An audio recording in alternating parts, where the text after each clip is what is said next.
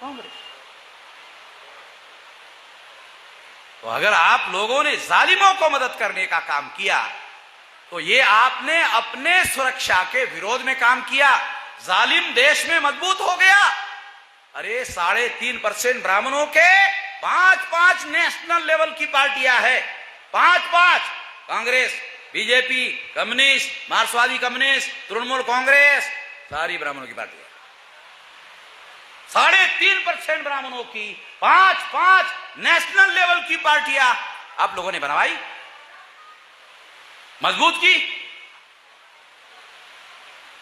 और वो लोग मुसलमानों में भय नहीं पैदा करेंगे तो आप वोट कैसे दोगे उनको? वही लोग जिनको आप वोट देते हो वही आपके अंदर भय पैदा करते हैं। और भय पैदा करने के बाद चुनाव के दौरान कहते हैं देखो हमें वोट नहीं दोगे तो बीजेपी आ जाएगी। दोहन भी करते हैं, भय पैदा करते हैं और भय दोहन भी करते हैं। तो भय एंड भय दोहन, ये राजनीति आज समझने की जरूरत है। मैं ये बातें मुसलमानों को जागृत करने के लिए कह रहा हूं। ये बहुत गहरी राजनीतिक बातें हैं, ये ब्लेम देने के लिए नहीं है। दूसरी बात, एससी एसटी ओबीसी के लोगों को कहना चाहता हूं, जितना इस देश में एससी एसटी ओबीसी की चर्चा बंद करना है तो ब्राह्मण लोग बंद करते हैं। कैसे? डेली हिंदू मुसलमान, हिंदू मुसलमान, हिंदू मुसलमान, हिंदू मुसलमान, हिंदू मुसलमान, डेली चर्चा होगी। एससी एसटी ओबीसी की सारी समस्या का समाधान हो गया, हो गया। कोई एससी एसटी ओबीसी का मेंबर पार्लियामेंट जो बीजेपी में मेंबर पार्लियामेंट है, कभी एससी एसटी ओबीसी का मुद्दा पार्लियामेंट में उठाता है? सुना आप लोगों ने कभी? कोई एससी एसटी ओबीसी का आदमी पार्लियामेंट में एससी एसटी ओबीसी का मामला नहीं उठाता, पार्टी के मंच पर भी नहीं उठाता। यदि किसी मेंबर पार्लियामेंट ने बीजेपी के मंच पर मामला उठाया तो उसको कहा जाता है तुम एससी एसटी ओबीसी नहीं हो। तो वो तक कौन है? हिंदू हो भाई। आपको मालूम होना चाहिए, आप इधर आने के पहले एससी एसटी ओबीसी थे, इधर आने के बाद अब तुम हिंदू हो गए हो। कोई बात अगर करनी है कर सकते हो, हिंदू की करो, और हिंदू की करना है तो फिर मुसलमान का विरोध करना ही पड़ेगा। समझ रहा? इस्तेमाल समझ रहा है? मुझे नहीं लगता कोई मुसलमानों को यह बात समझा सकता है, ना एससी एसटी ओबीसी को कोई समझा सकता है। मैं ये बातें समझा रहा हूं। कुछ लोग मुझे सलाह देते हैं, मेश्राम जी आप इतनी ऊंचे दर्जे की बातें समझाते हो, किसी को समझ में नहीं आती है। न मुसलमानों को समझ में आती है, ना एससी एसटी ओबीसी को समझ में आती है। और फिर वो मंच से उठकर भी जाते हैं।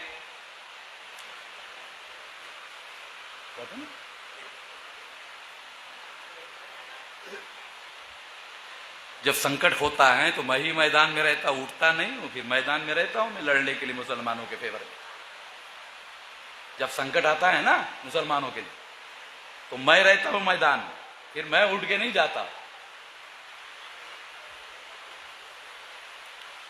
मैं इसलिए आप लोगों को ये बता रहा हूं, ये बातें हम लोगों को समझनी है कि एससी एसटी ओबीसी के लोग हिंदू नहीं है। मैं एक बार रेल में ट्रैवलिंग कर रहा था, तो रेल के रिजर्व कंपार्टमेंट में आप जानते हो कि अगर AC 2 है तो 6 बर्थ होते हैं, AC 3 है तो 8 बर्थ होते हैं। तो AC 3 की बात थी, तो 6 लोग जो है 8 लोग वो थे कंपार्टमेंट में, एक ही ब्राह्मण था, वो अकेला ही चर्चा कर रहा था। बाकी एससी एसटी ओबीसी के लोग वो तो हजारों साल से सारे प्रवचन सुन रहे, उनका काम सुनने का है। वो अकेला ही ब्राह्मण बोल रहा था, अकेला ही। उसने देखा ये आदमी इस चर्चा में शामिल नहीं है। मैं उधर था, ये आदमी इस चर्चा में शामिल नहीं है। तो उसने मुझे कहा कि भाई साहब इतनी हिंदू मुसलमान की चर्चा चल रही है, आप इसमें शामिल नहीं है। तो मैंने पंडित जी को कहा, पंडित जी मुझे शामिल करवाना चाहते हो? क्या देखना, 2 बार सोच लेना, हाँ बाद में फिर नहीं बोलना। बाद में नहीं बोलना, हाँ बोलो दोबारा सोचो, कने आप शामिल हो गया? आप शामिल हो गए। हाँ पंडित जी आप तो पंडित हो। अब मेरा छोटा सवाल है, आप हिंदू धर्म के धर्म ग्रंथों के नाम बताइए। छोटा सवाल, बड़ा सवाल आपको नहीं पूछता, बहुत छोटा सवाल। तो उसने कहा वेद, श्रुति, स्मृति, पुराण, रामायण, महाभारत, गीता। मैंने कहा पंडित जी ये ब्राह्मण धर्म के धर्म ग्रंथ है, हिंदू धर्म के पूछा, आपने ठीक से सवाल सुना नहीं, आपने मेरा सवाल नहीं सुना ठीक से। मैंने कहा हिंदू धर्म के धर्म ग्रंथ बताओ, आपने ब्राह्मण धर्म के बता दिया। मैं आपको हिंदू धर्म के पूछ रहा हूं, आपने ब्राह्मण धर्म के धर्म ग्रंथ ये ही हिंदू धर्म के धर्म ग्रंथ है बताया। तो क्या कहता है? हिंदू धर्म ब्राह्मण धर्म एक ही है। क्या कहता है पंडित? हिंदू धर्म और ब्राह्मण धर्म एक ही है। अच्छा एक ही है? यदि एक है तो ब्राह्मण धर्म के नाम पर इसका प्रचार क्यों नहीं करते हो? हिंदू शब्द का और हिंदू के नाम पर प्रचार क्यों करते हो? कहा क्यों? ये तो मुसलमान की दी हुई गाली है। कहा है? दयानंद सरस्वती ने कहा, सत्यार्थ प्रकाश में लिखा हुआ है। आप तो इतना तो जानता ही है। बहुत देर तक चुप, बहुत बकबक बकबक कर रहा था, एकदम चुप हो गया। ये आदमी ने साला पकड़ लिया हमको, ऐसा गले में हाथ नहीं डाला मगर पकड़ लिया। अभी क्या करे क्या करे, इतने में गाड़ी रुक गई। तो झोला था उसके पास, झोला उठाया और कहा कि मुझे अभी उतरना है, एक काम याद आ गया। मैंने कहा आप तो कह रहे थे 2 घंटे के बाद आपका स्टेशन है। नहीं मुझे एक काम याद आ गया है इसलिए मैं उतर रहा। तो उसके उतरने के बाद जो SC ST OBC के थे ना, मैंने कहा तुम हाँ हाँ कर रहे थे ना, हाँ हाँ हाँ हाँ कर रहे थे, सैनी जी समझ रहे क्या?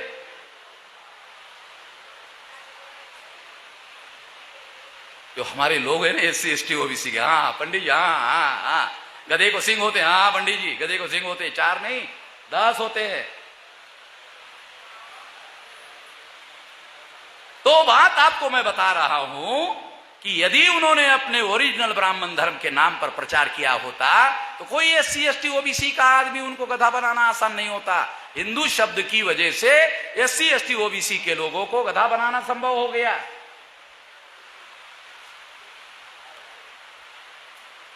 कोई SC ST OBC हिंदू नहीं है। एक बात और, मुसलमान कभी SC ST OBC को हिंदू ना कहे। यदि मुसलमान SC ST OBC को हिंदू कहेगा वो अपना संकट बढ़ाएगा। SC ST OBC की मदद तो करेगा ही नहीं। मदद करना चाहिए, मजलूम की मदद करने का आदेश है, फर्ज है, मदद करना चाहिए। अगर मजलूम संकट में फंसा है मदद करो, निकालो उसमें से। मदद तो नहीं होगी मगर जब आप उसको SC ST OBC को हिंदू कहोगे तो 3.5% ब्राह्मण 74% हो जाएगा, बहुसंख्यक हो जाएगा। अल्पसंख्यक ब्राह्मण बहुसंख्यक हो जाएगा। 3.5% ब्राह्मण मुसलमानों को कहता है तुम अल्पसंख्यक हो, और मुसलमान भी कहता है यार अल्पसंख्यक हम है। मुसलमानों को यह पता ही नहीं है। क्या पता नहीं है कि जो ब्राह्मण 15% मुसलमानों को अल्पसंख्यक कह रहा है उसकी संख्या 3.5% है। जरा 3.5% वाला 15% मुसलमानों को अल्पसंख्यक कैसे कह रहा है? सैनी जी वकील हो ना, ये गणित जरा ध्यान रखना, ये कहीं किसी किताब में नहीं मिला है, इधर है।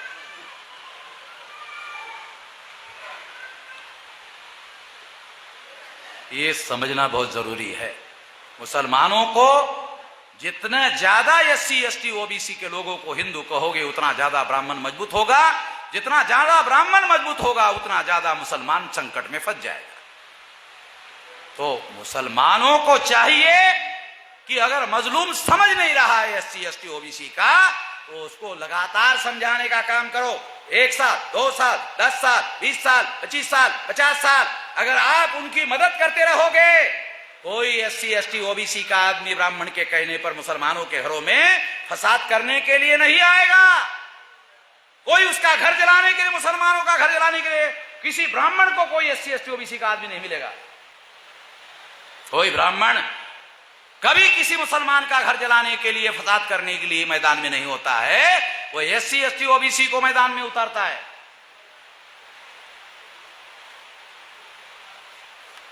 इस सारे देश भर में मैं कह रहा हूं, सारे देश भर में मैं अपने भाइयों को समझा रहा हूं, एससी एसटी ओबीसी के लोगों को समझा रहा हूं, इसे समझना जरूरी है।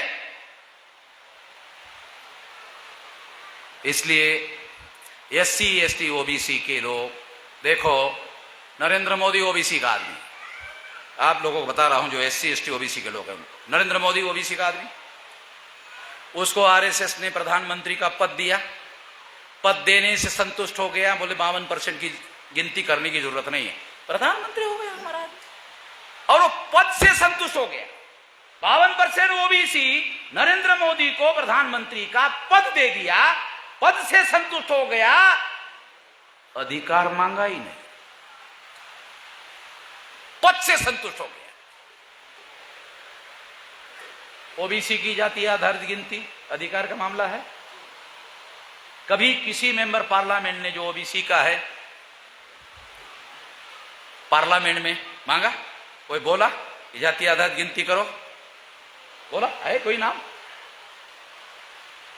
खुद नरेंद्र मोदी जो ओबीसी है उसने सुप्रीम कोर्ट में हलफनामा दाखिल किया, ओबीसी की जाति आधारित गिनती नहीं होगी। एक दिन मैंने टीवी पर खबर सुनी नरेंद्र मोदी की,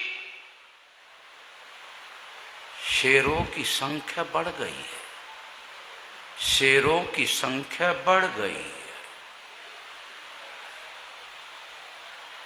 बगैर गिनती के ही मालूम हो गया नरेंद्र मोदी को, शेरों की संख्या बढ़ गई। जंगली जानवरों की, हिंस्र श्वापदों की, जो आदमी को मारकर खाता है, खा सकता है, उसकी नरेंद्र मोदी ने गिनती करवाई, मगर इंसानों की, ओबीसी की गिनती करने के लिए सुप्रीम कोर्ट में हलफनामा दाखिल करके मना कर दिया। आरएसएस ने नरेंद्र मोदी को पद दिया, अधिकार नहीं, अधिकार दिया होता ओबीसी की जाति आधारित गिनती करता, ओबीसी की जाति आधारित गिनती नहीं की, सिद्ध होता है पद दिया, अधिकार नहीं।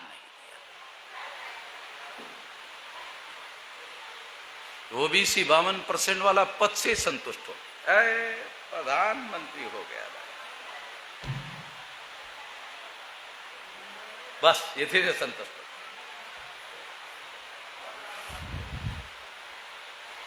तो इसलिए एससी एसटी ओबीसी के लोगों को ज्यादा से ज्यादा जागने की जरूरत है। मुसलमानों को अनुरोध करता हूं कि इस देश में एससी एसटी ओबीसी को जगाने के लिए मदद करो। कुरान में कहीं पर भी मजलूमों को जगाना नहीं चाहिए, मजलूमों की मदद नहीं करनी चाहिए, ऐसा कोई आदेश नहीं है। आदेश है मजलूमों की मदद करो, अल्लाह ताला का आदेश है,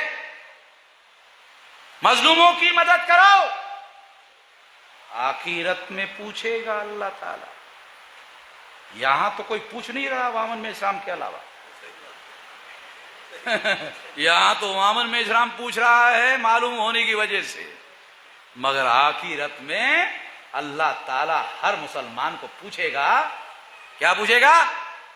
मजलूम की मदद करने का आदेश दिया था, कितना किया बताओ? तुम जब नहीं कर रहे थे तो मैंने वामन मेश्राम को समझाने के लिए भेजा, फिर भी नहीं माना। क्यों? ऐसा क्यों कह रहा हूं चौधरी साहब? क्योंकि आप लोग कहते हैं कि कोई भी इंसान अल्लाह ताला के आदेश के बगैर कुछ नहीं कर सकता। यदि मैं मुसलमानों को जगा रहा हूं अल्लाह ताला का आदेश है भाई, समझ लो, इशारा है।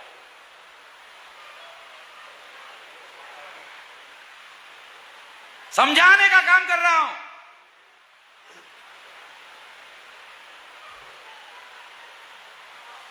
तो इसलिए आप लोगों को अनुरोध है कि SC ST OBC के लोगों को इस देश में जगाने का काम हम लोग कर रहे हैं।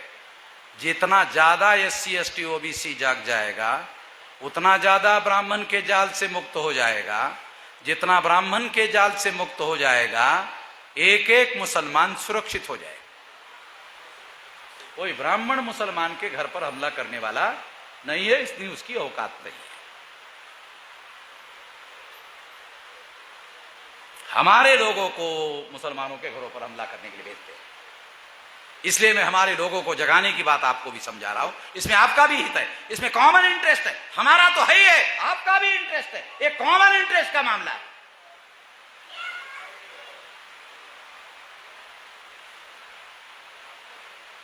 इसलिए मैं कुछ बातें आप लोगों को समझा रहा हूं। आप अभिवादन में हमारे लोगों को मैंने बताया, SC ST OBC को बताया।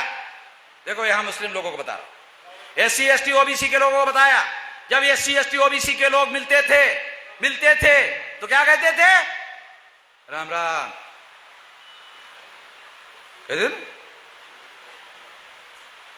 अब मैं कहता हूं राम राम नहीं, जय मूल निवासी। तो जब हमारे एक कामले ने दूसरे OBC के आदमी को जय मूल निवासी कहा तो ब्राह्मण सुन रहा था। तो ब्राह्मण ने कामले को कहा, कामले, अरे बाबा साहब ने कितना तुम लोगों पर रहम किया, कितना अधिकार दिया, तुमने जय भीम बोलना बंद कर दिया, जय मूल निवासी बोलना शुरू कर दिया है? जय भीम बोलते थे तो कितना अच्छा लगता था, अब तुम जय मूल निवासी बोल रहे हो। तो हमारा प्रशिक्षित कार्यकर्ता था, पंडित जी आपको मैंने कई बार जय भीम कहा, आपने जवाब नहीं दिया। आपको मैंने कई बार जय भीम कहा, आपने जवाब नहीं दिया। तो मुझे गुरु मिल गया। कहा कौन? वामन मेश्राम। उसने कहा जय मूल निवासी कहो, देखो ब्राह्मण बात करेगा, दूसरे दिन बात करेगा। तो कामले ने आकर मुझे बताया, मेश्राम जी दूसरे दिन नहीं, उसी समय बात किया। जय मूल निवासी कहा, उसी समय बात किया। आपने कहा दूसरे दिन बात करेगा ना, उसी समय बात किया। क्यों? ब्राह्मण को ज्यादा समझ में आता है, साले जय मूल निवासी कहेगा तो कोई ना कोई विदेशी तो होगा, साला मेरे अलावा कौन विदेशी है?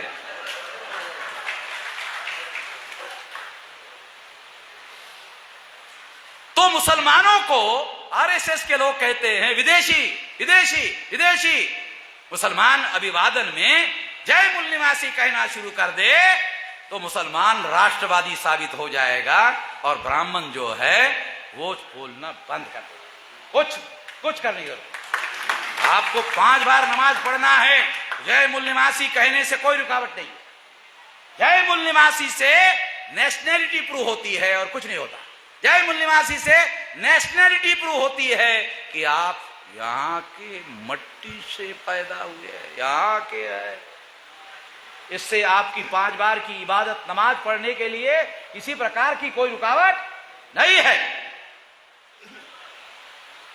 ये करना होगा। ये करने से बहुत सारी बातों का समाधान हो सकता है। 1 घंटे से ज्यादा हो गया बोलने के लिए, और 1 आध घंटा का समय है और है। मगर मैं आपकी सहनशीलता का अंत नहीं देखना चाहता, क्योंकि सारे लोग आप लोगों पर अत्याचार करते, मैं भी अत्याचार करूं तो जरा गड़बड़ हो जाएगा। तो आप लोगों को ज्यादा देर तक सुनने के लिए यहाँ बिठा के रखना उचित नहीं होगा। और दूसरा, अगर मान लो ज्यादा खिलाऊंगा तो बदहजमी होने का भी खतरा है। ज्यादा मान लो खिलाऊंगा तो बदहजमी होने का भी खतरा पैदा हो जाएगा। तो मैं सोचता हूं जितना हजम हो सकता है उतना ही खिला दो, फिर अगले बार कोई मौका मिलेगा तो फिर बताएंगे। आखिरी बात,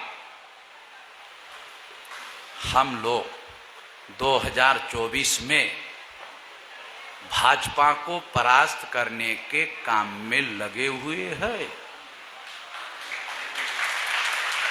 किसी भी स्थिति में 2024 में भाजपा को आने नहीं देना।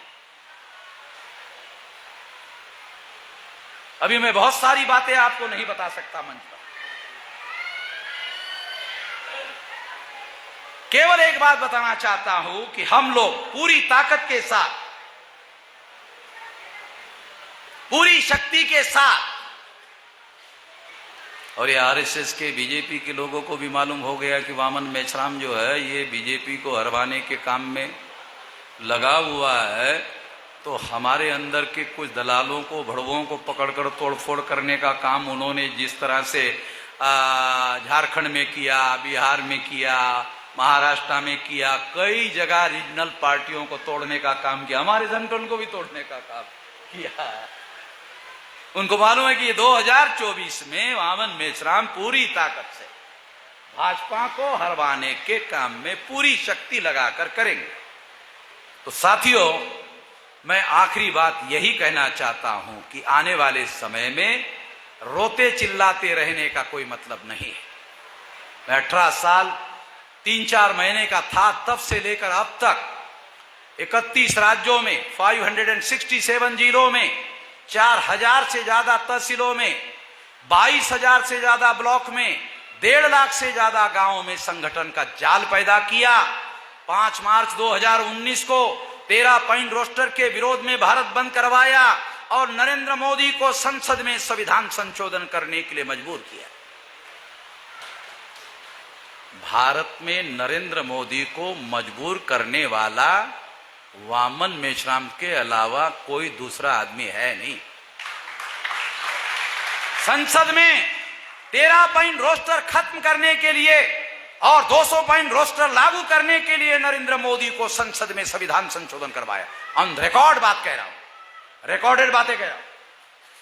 दूसरा, सीएए, जिसके आधार पर एससी, एसटी, ओबीसी के 75% लोगों को देश में विदेशी साबित करने के लिए कानून बनाया। आसाम में 5 लाख मुसलमानों को विदेशी साबित कर दिया और इसके विरोध में 29 जनवरी 2020 को भारत बंद का ऐलान किया। बहुत बड़ा भारत बंद हो गया और जब से भारत बंद हो गया, सीए का कानून कचरे के डिब्बे में पड़ा, डस्टबिन में पड़ा हुआ है। नरेंद्र मोदी को आरएसएस के लोग क्या बोलते हैं? बहुत शक्तिशाली नेता है, बहुत ताकतवर नेता है नरेंद्र मोदी। चलो मान लेते हैं नरेंद्र मोदी बहुत ताकतवर, बहुत शक्तिशाली नेता है, मगर नरेंद्र मोदी का पास किया हुआ सीए का कानून, संसद के द्वारा पास किया हुआ कानून वामन मेश्राम ने लागू नहीं होने दिया। अगर नरेंद्र मोदी ताकतवर और शक्तिशाली नेता है, वामन मेश्राम भी इंच भर ज्यादा ही है नरेंद्र मोदी से, ज्यादा नहीं, इंच भर, तभी तो रोक लगाए। नहीं तो हर जिले में मुसलमान आज के तारीख में इस सवाल का जवाब नहीं दे पाता कि उसका बाप कब और कहां पैदा हुआ। पोता दादी को पूछता, दादी मेरा बाप कब और कहां पैदा हुआ, तो दादी कहती रात के 12 बजे थे, बरसात आ रही थी, अमावस्या का रात थी, तब तेरा बाप पैदा हुआ बेटा। तो बेटा पूछता है, दादी ये अमावस्या की रात कौन से साल की थी? ये तो पता नहीं बेटा कौन से साल की थी, रात के 12 बजे अमावस्या की रात थी और बरसात चल रही थी और तेरा बाप पैदा। तो इतना याद, बाकी कुछ याद नहीं। तो तहसीलदार के कर्मचारी लिखते विदेशी, पता नहीं इसका बाप कब पैदा हुआ। और जितने SC ST OBC का तो सारा कोई बता पाएगा, इसी कोई गारंटी है? ये कानून है, किसी को आज तक पता नहीं मोहम्मद में इस्लाम के अलावा ये क्या षड्यंत्र है। हम लोग कहते हैं SC ST OBC के लोग ब्राह्मणों को विदेशी हो, तो उन्होंने कानून बनाकर हम लोगों को विदेशी घोषित करने का षड्यंत्र किया। उनका DNA है और कानून हमारे विरोध में पास किया, डस्टबिन में डाला है। आप अगर ताकत दोगे और मुसलमान 15% मुसलमान अगर हम लोगों को ताकत देना, तो इन लोगों का एक ईंट का जवाब 2 पत्थर से देंगे। आप लोग जानते नहीं हो मुझे, मेरे 500 पुरखों ने 28,000 पेशवा ब्राह्मणों को भीमा कोरेगांव में मारा था। है कोई दुनिया में इतिहास? मेरे 500 पुरखों ने 28,000 पेशवा ब्राह्मणों को भीमा कोरेगांव में मारा था। स्मारक है वहां, हर साल 50 लाख लोग जाते देखने को। तो उसी खानदान का हूं, इसलिए इतनी लकड़ी लिए बगैर ही घूमते रहता हूं सारे देश भर में। कोई सिक्योरिटी लेकर नहीं घूमता हूं। उनको मालूम है वो अमन मेश्राम वो 500 वाले का है, खानदान का।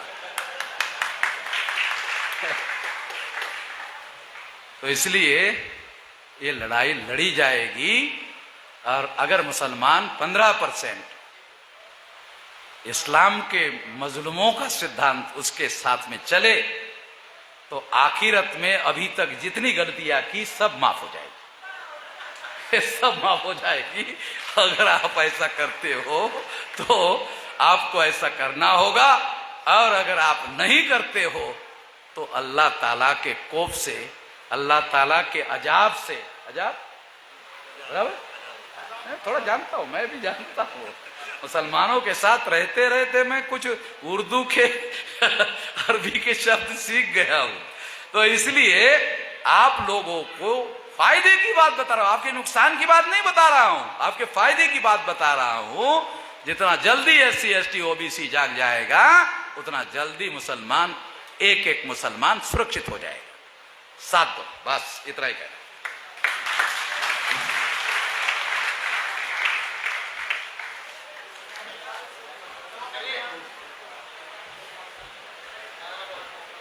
साथियों, कार्यक्रम के समापन के लिए